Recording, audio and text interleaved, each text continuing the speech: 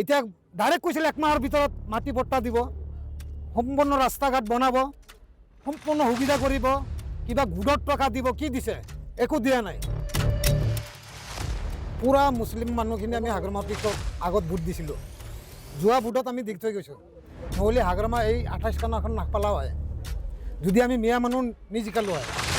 গতিকে মিয়াক ইমান অসন্মানি কৰি আছে বিজেপিয়ে। বিজেপি এতিয়া আৰু নাই, হাগ্ৰামাও নাই। আমাৰ মুছলমান মানুহ যিফালে সিদ্ধান্ত ল'ব সিফালে জিকিব।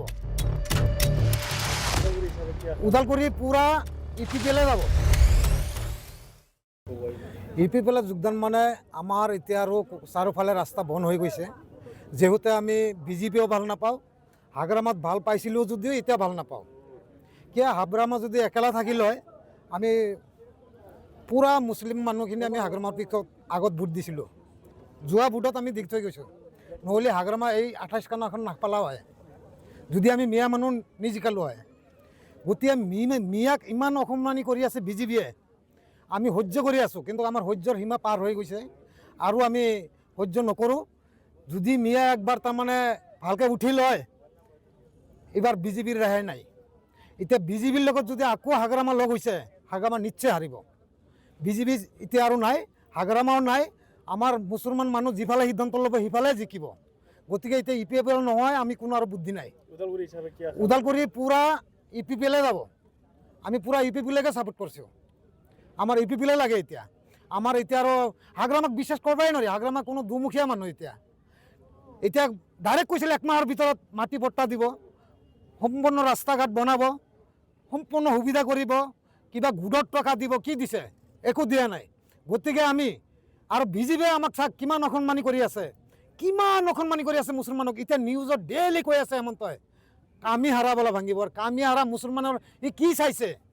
একবাৰ যদি মুছলমান জাগি যায়, তেনেহ'লে তাৰ কামি হাৰা লৈ গম নাপায়হি। আমিতো জুবিনদাৰ ন্যায় বিচাৰি আমি ওলোৱা নাই এতিয়াও। যেতিয়া আমাৰ মুছলমান মানুহ ওলাই যাব, হেমন্তৰ ঘৰ বাৰী ক'ত আছে, ক'ত ঠিকনা নোহোৱা হৈ যাব। এইটো একদম সত্য কথা আমি কৈ দিছোঁ। আমাৰ মুছলমান মানুহ পূৰা চাই আছে। দৰকাৰ হ'লে ইলেকশ্যন বন্ধ হৈ যাব, কিন্তু জুবিনৰ ন্যায় লাগিব। জুবিনৰ ন্যায় আমি চাওঁ, খুজি আছোঁ, আগে পিছে লাগিবই, কিন্তু জুবিনদাৰ ন্যায় আমাৰ লাগিবই। গতিকে আমি এতিয়া ইপিপিএলৰ কেন্দ্ৰীয় কৈছোঁ, যদি আপুনি দ্বিতীয়বাৰ আকৌ বিজেপিৰ লগত যায়, ওই একবাৰে খাব। আকৌ তৃতীয়বাৰ যদি ঘূৰি আহে, আমি বিজেপিৰ লগত নাযাওঁ, তেনেহ'লে আৰু নহয়। কাৰণ এশলৰীয়া খেলক, সকলো মুছলমান মানুহ থাকিব। আমি এতিয়া চাওক নাঙলো নাই, আমাৰ বিজেপিও নাই, আমাৰ কংগ্ৰেছো নাই।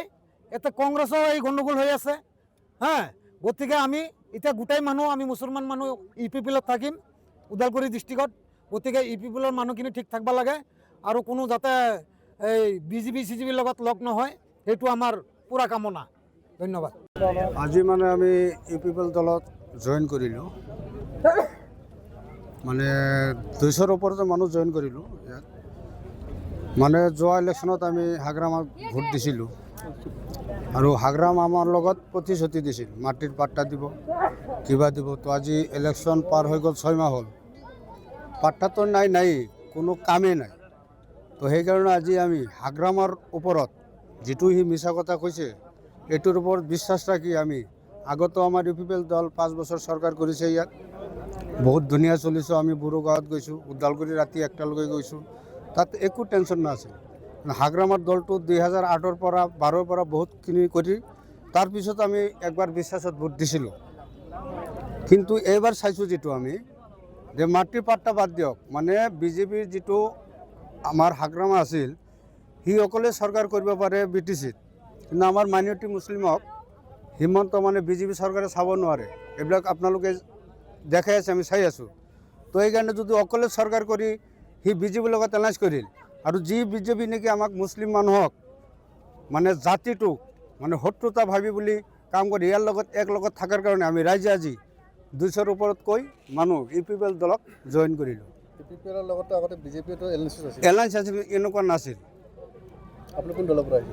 আমি আগত BPF কৰিছিলোঁ। বিপিন বড়োৰ পৰা কি আশা কৰে আপুনি? বিপিন বড়ো আমাৰ আপচৰ সভাপতি আছিল তেখেত।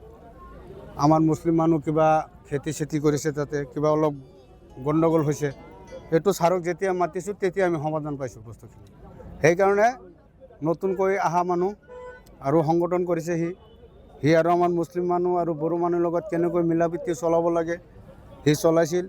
আৰু 2008 যিটো গণ্ডগোল হ'ল, তেতিয়াও আমাৰ এইটো ভালুকমাৰী খেল ফিল্ডত ফুটবল খেল এটা দি দীপেন বড়ো ছাৰে আমাৰ সংগঠন যিবিলাক আমচু আছে, এবি আমচু আছে, ইহঁতৰ লগত আলোচনা কৰি এটা খেল দি মানে আকৌ আমাৰ এই হিংসা ভাৱটো দূৰ কৰি মীমাংসাত মিলাপ্ৰীতিটো আমাৰ এই দীপেন ছাৰে আনিছে।